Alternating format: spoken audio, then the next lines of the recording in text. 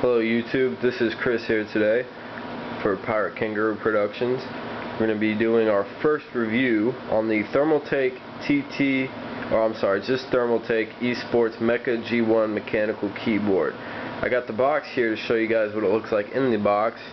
Unfortunately, I'm not going to be doing an unboxing. I already have it taken out of the box, so I'm not going to be doing an unboxing for you guys today. Just so you can see what the box looks like. It's pretty standard box. It's a box. I don't know why some people care what the box looks like. I care what the product looks like. So let's go on to the product that we got today. This is the keyboard. Let me get a good angle on it. Okay, this is the keyboard we got here today. As you can see, it looks like a pretty standard mechanical keyboard. No backlights or nothing fancy like that. It does have some lettering here on the side, so you know who it's made by, and it stands out a little bit. My first impressions when I opened the box and I took the keyboard out is how heavy the keyboard actually is. I can't really demonstrate for you, except maybe dropping it. You hear that? Most keyboards don't sound like that when you drop them. I gotta say that this is a good keyboard, good bang for the buck keyboard. I got it on Amazon for $115. That's pretty good for a mechanical keyboard. You don't normally see that. This is ThermalTake's first attempt at a mechanical keyboard, and my overall impression is they did a damn fine job. Alright, now we're going to cover the good. The first good about this keyboard is it comes with a 3-year warranty. As far as I know, that's the best warranty available on any keyboard, including mechanical keyboards.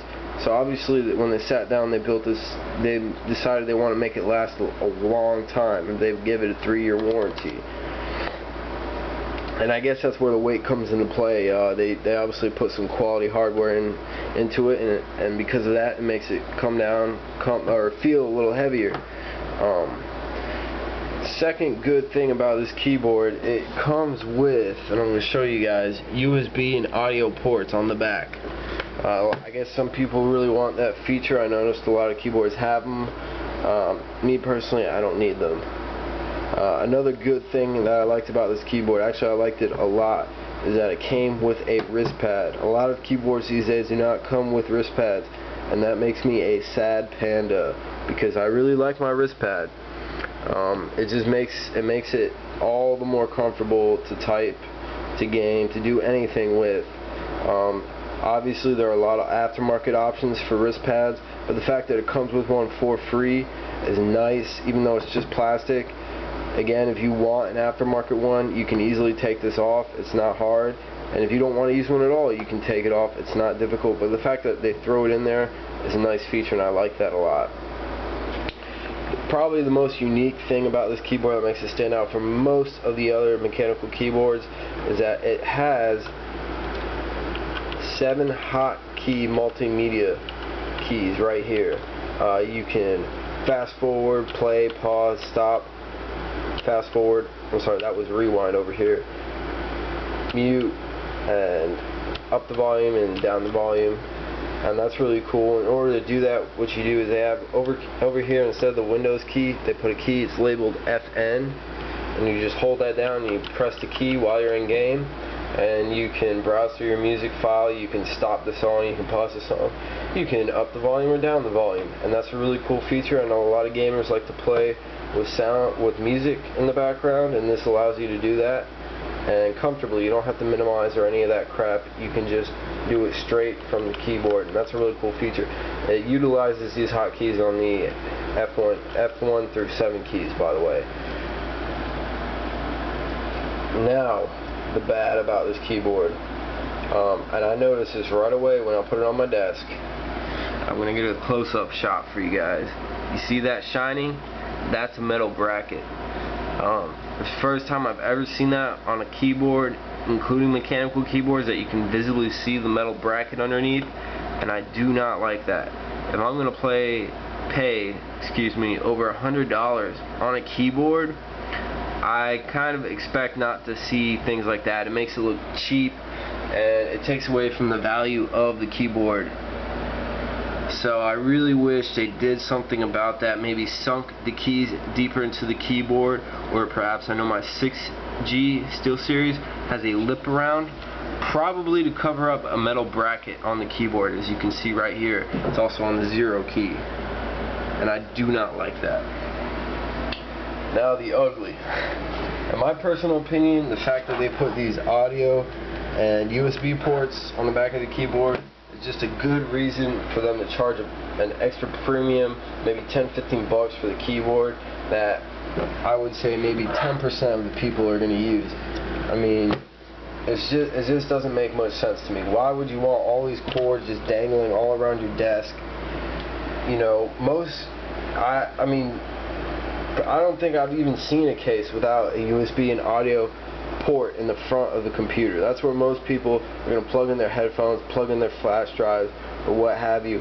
I've never really seen the need to have this on a keyboard, and I wish they at least made a model without it, so I could save some money, because I don't want that feature. I don't need that feature, and I doubt a lot of people would. Also, black switches. Now this is obviously a personal preference, but I've been using black switches for quite some time, and I got a kind of love-hate relationship with them. They tend to get uncomfortable after a long while. Your hand cramps up because they're so hard to actuate. They're actually the hardest mechanical key switch to actuate, and after a while it gets old, especially if you're gaming. I'm going to get a Philco brown switch keyboard soon, and I'll compare the two and see if indeed all the hype is better, that brown switches are more comfortable. We'll see. But I can just say that the black switches are making my hand cramp up, especially after gaming too long. And I'm not even talking about a ridiculous long amount of time. I mean 30 minutes and my hand can start cramping up. And that's not a long time to play a game, as you guys know. Now the black key switches, however, are good for people that accidentally hit buttons, and because you kind of have to bottom out for it to register. It's a linear, non-tactile switch, so you have to bottom out, and you know, if you accidentally just slightly tap F when you're trying to hit D or something, it'll keep you from doing that. And that's why black switches are good for gamers, as they say. Especially if you double tap, like if you play Counter-Strike, you crouch hop, you know, your control key is really easy just to mash, and crouch hop with. So I think that's going to about wrap it up. I'm going to post a link to overclockers.net mechanical keyboard guide for those of you that are interested, and I will be having some more keyboards up for review. I'm going to be covering a Philco with the brown key switches, and possibly I'm going to have a Ducky with brown or blue key switches. I don't know yet. I will also be reviewing a SteelSeries 6G version 1 mechanical keyboard, and I got a lot to say about that keyboard. For mice, I will be doing, this is a little teaser right here, a Zowie EC2 review, and I'll also be doing a Logitech G500 mouse review coming up. Please stay tuned, and we will have more product coming, hopefully. I hope you enjoyed my video, and thank you for watching. Please rate and comment below.